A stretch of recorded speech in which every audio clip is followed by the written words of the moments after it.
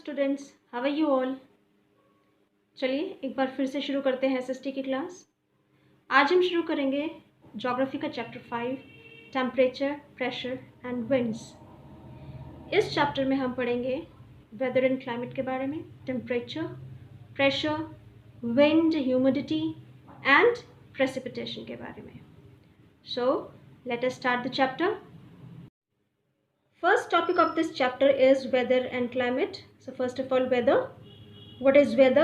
Weather is hour to hour or day to day condition of atmosphere in which we include temperature, wind, humidity and precipitation. Weather can change in short time. Like if it is raining at 8 am, then 11 बजे तक धूप निकल आती है. Weather को बहुत कुछ predict भी किया जा सकता है. Like शाम को बारिश होगी या नहीं, धूल भरी आंधी चलेगी या नहीं. सो ये चेंजेस जो होते हैं, वेदर के जो ये चेंजेस होते हैं, ये उन एरियाज़ में ज़्यादा होते हैं जो कि सी शोर से लगे होते हैं. तो वेदर की प्रेडिक्शन को तो आपने टीवी में भी देखा होगा कि वेदर फोरकास्ट किया जाता है अलग अलग सिटीज़ में. So that was weather. Next is climate. Climate is the average temperature and weather pattern of a particular region based on a period of over 10 years. यानी कि अगर किसी रीजन का वेदर कंडीशन, वेदर पैटर्न और temperature लगभग एक है तो उसको हम क्लाइमेट बोलेंगे. पिछले 10 साल से अगर जो एक ही है तो उसको हम उस जगह की क्लाइमेट बोलेंगे. The climate of the place is affected by its latitude, altitude as well as the near by water bodies. लेकिन ऐसा बिल्कुल नहीं है कि एक क्लाइमेट के लोग अगर वहाँ की क्लाइमेट ठंडी है तो वहाँ भी बारिश नहीं हो सकती है. लोगों को अगर अपनी किसी भी एक्टिविटी को प्लान करना है तो वेदर फोरकास्ट पे डिपेंड होना ही पड़ता है. So that was climate and these are the difference between weather and climate. Next is temperature. Temperature is a measure of how hot or cold something is. Atmospheric temperature is the level of heat in the atmosphere. यानी कि atmosphere में कितनी heat है, कितनी गर्मी है, उसको हम टेम्परेचर बोलते हैं. टेम्परेचर चेंज होता रहता है. दिन का टेम्परेचर अलग होता है, रात का टेम्परेचर अलग होता है. सर्दियों में टेम्परेचर अलग होता है और गर्मियों में टेम्परेचर अलग होता है. ये ऐसा सब क्यों होता है? जैसे कि आप लोग जानते हैं कि अर्थ पे हीट आती है सन के द्वारा, through sun. Sun is called as a ball of fire also, और वो बहुत ज़्यादा गर्मी एमिट करता है. लेकिन अर्थ पे उसकी बहुत ही कम, बहुत ही छोटा सा पार्ट अर्थ तक आता है. अगर जो हम बोले तो 20 लाखवां पार्ट वो सन का हमारी पृथ्वी पे, हमारे अर्थ पे रिसीव होता है. लेकिन क्योंकि Earth is spherical in shape and keeps on rotating on its axis, तो इन सभी कारणों से अर्थ में अलग अलग हिस्सों पर अलग अलग हीट पहुंचती है. इसलिए सुबह का टेम्परेचर अलग होता है और शाम का टेम्परेचर अलग होता है.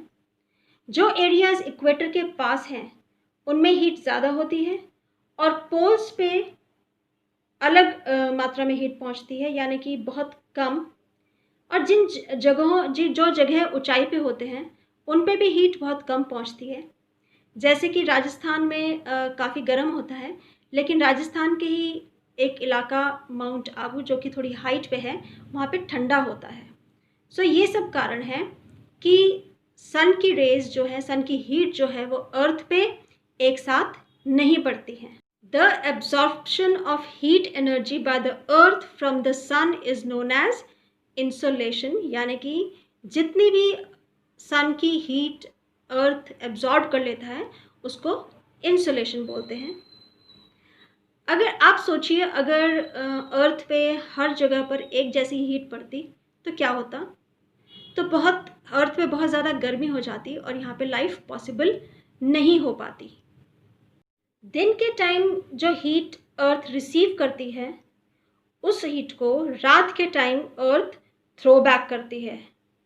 इस थ्रोबैक ऑफ हीट को टेरेस्ट्रियल रेडिएशन कहते हैं. लेकिन आपने ये नोटिस किया होगा कि शहरों में गर्मी ज़्यादा होती है इन कंपैरिजन टू विलेजेस, क्योंकि जो कंक्रीट बिल्डिंग्स हैं, हाउसेस हैं सिटीज़ के, वो इस हीट को एब्जॉर्ब कर लेते हैं और वो उनको ट्रैप कर लेते हैं, जो कि वापस थ्रोबैक नहीं हो पाती है।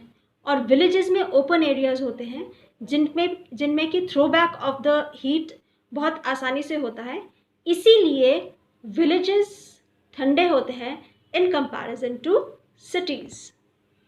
Late us study something about heat zone, जो कि आपने क्लास 6 में भी पढ़ा होगा। इक्वेटर से लेके 23.5 degree north and 23.5 degree south torrid zone होता है, जहाँ पे कि बहुत ज़्यादा हीट होती है। देन 23.5 डिग्री से लेकर 66.5 डिग्री नॉर्थ एंड ऐसे ही साउथ में टेम्परेट जोन माना जाता है, क्योंकि यहाँ पे बहुत माइल्ड हीट होती है।